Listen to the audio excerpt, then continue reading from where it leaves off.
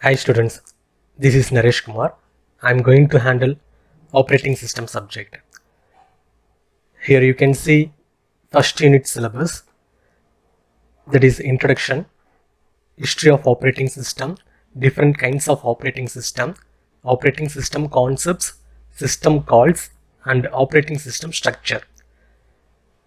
Today in this video we are going to see about three topics. First three topics, that is introduction, history of operating system and different kinds of operating system.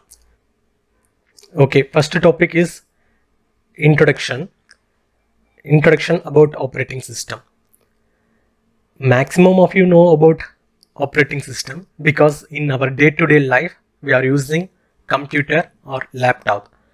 Therefore, accessing computer and laptop, the operating system is important. By using operating system only we can able to access computer and laptop. So that is only here. Operating system is an interface between user and computer hardware. That means between user and computer hardware, operating system is there. By using operating system, with the help of operating system only we can able to access computer hardware. So that is only given here. Here you can see diagram so that easily you can understand.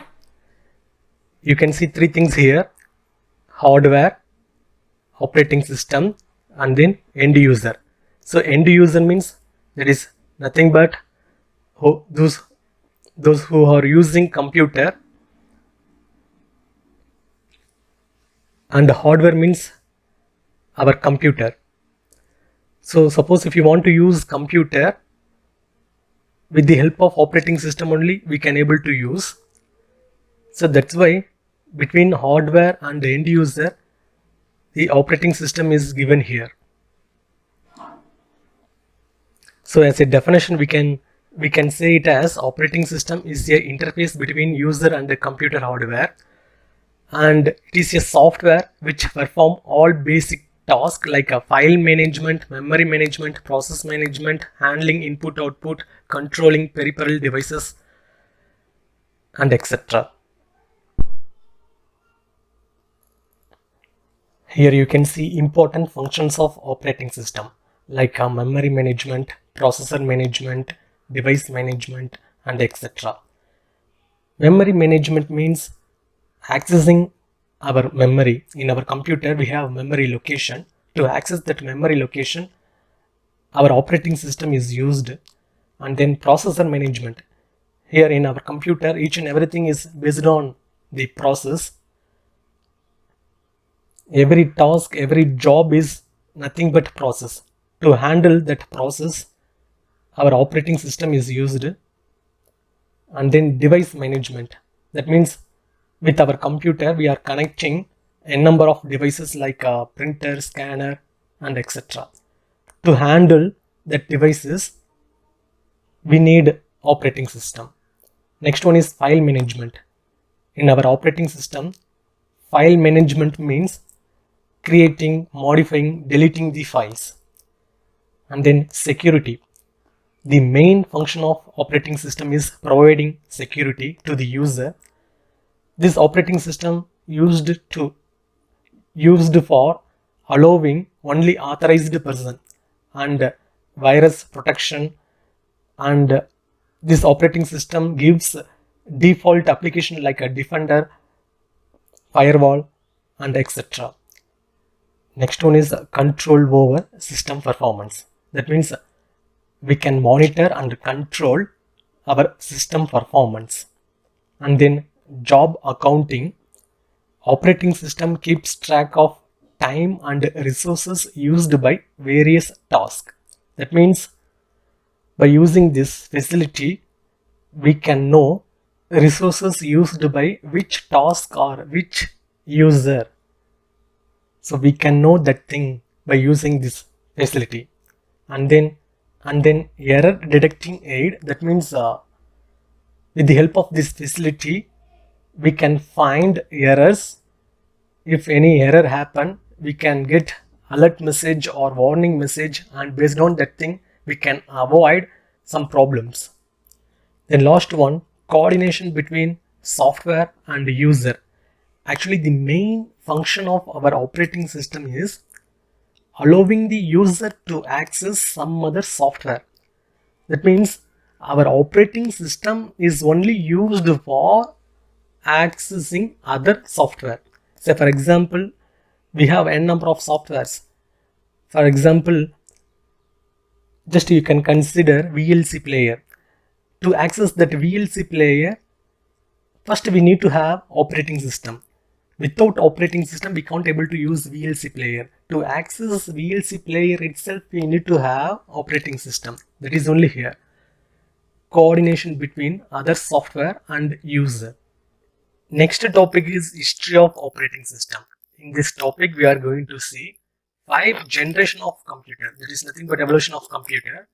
In first generation, the main component is vacuum tube. Vacuum tube that is used for generating binary data, digital data, that is zeros and ones. And we were used magnetic drums for memory. For storing our data, magnetic drums are used. But the problem is here, vacuum tube produces more heat and it takes more time to generate the output result. So that is the problem here. And in first generation, we were used 2 computer that is named as UNIVAC and ENIAC. UNIVAC stands for Universal Automatic Computer and ENIAC stands for Electronic Numerical Integrator and Computer. Electronic Numerical Integrated and Computer. That is the computer we were used in first generation. So that means in first generation, the main component is vacuum tube, and we have a lot of problems there. To overcome that problem, we were used next one, that is transistor. That is only second generation. That means instead of vacuum tube, we were used transistor. Transistors replace vacuum tubes.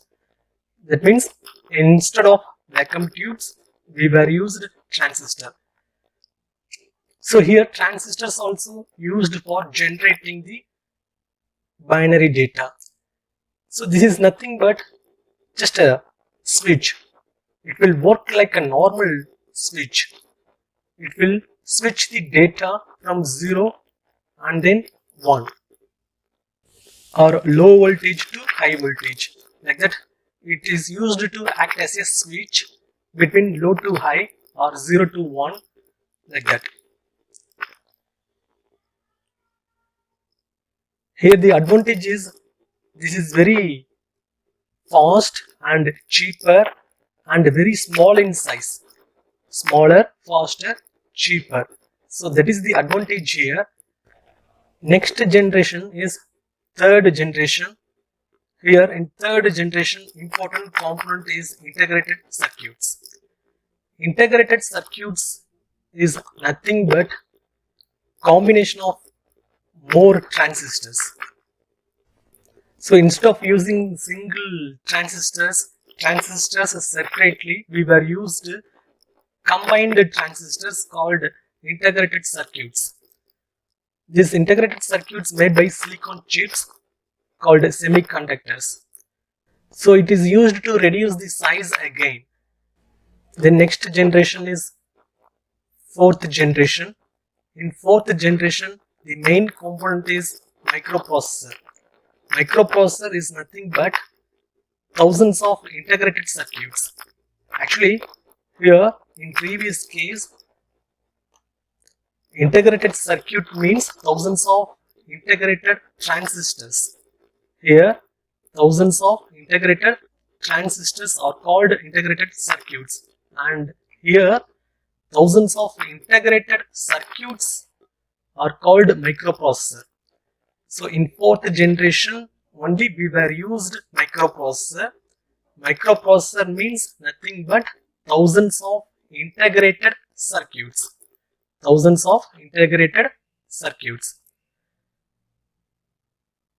Using thousands of transistor means integrated circuits. But using thousands of integrated circuit means microprocessor. And the first microprocessor is from Intel 4004. It is developed in 1971. And after that, IBM and Apple also produced microprocessor. In this period only, we used GUI, graphical user interface, for accessing our computer. So next one is fifth generation, that is artificial intelligence. Artificial intelligence in the sense making the machine to behave like a human. Making the machine to behave like a human. That is, that machine need to take decision automatically. So far we are using predefined procedures, predefined instructions of that. Based on that predefined instructions only, that machine will work, that computer will work. But artificial intelligence means that device need to work based on the situation. As a human, decision making should happen. And this is also based on parallel processing hardware and quantum computation. Next topic is types of operating system. We have 5 types, that is based on functions of operating system or behavior of operating system. Based on functions or behavior of operating system, we have some types. We will see one by one. First one is batch operating system. That means each and every job are categorized or grouped based on its similarity. Based on its similarity, jobs are grouped and it is called as batch. And then it is executed one by one. That is only batch operating system. So examples are, as you are saying, payroll system and bank statement. Next one is time sharing operating system. That means time is shared to each and every task. Time is divided and given to each and every task. In that particular given time, that task need to be completed. Otherwise, that task need to wait for another slot. So for example, if you are using Word document, email and web browser, then one particular time is given for completing Word document process and then email and then web browser. So like this, one by one, in given time, the task will be completed. Here examples are multics and Unix. These are the examples of time sharing operating system. Next one is distributed operating system. As you are seeing in this image, operating system is distributed to many devices. So one operating system will be used for many computers or many devices. That is only distributed operating system. So here you can see individual resources like CPU, disk, memory, like that. We have different devices individually, separately, but operating system is common one. Commonly, we are using one operating system for many devices. That is only distributed operating system, and it is also called as loosely coupled systems. Here you can see examples of distributed operating system, that is locus. Locus is the operating system name which is used for distributed concept. Next one is network operating system. This network operating system is used for supporting all network facilities.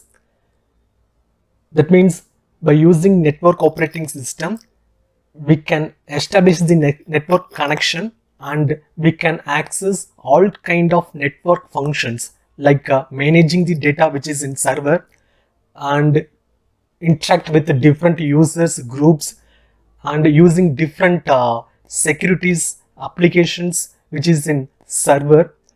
So like that, we can access all kind of network based applications by using this network operating system. Here you can see different types of network operating system, that is the Windows Server 2003, Microsoft Windows Server 2008, Unix, Linux, like that. We have n number of network operating systems. Next one and the last one is real-time operating system. It is a time-based, time constraints-based operating system. In some situation, our task need to be completed without any delay. So that means the time is very important. Very strictly, we need to follow the time. We should not miss any time. So to handle that kind of situation, we are using this operating system.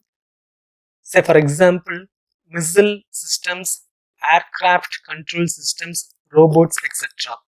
So here you can see the importance of time. Within that time, everything need to be completed automatically.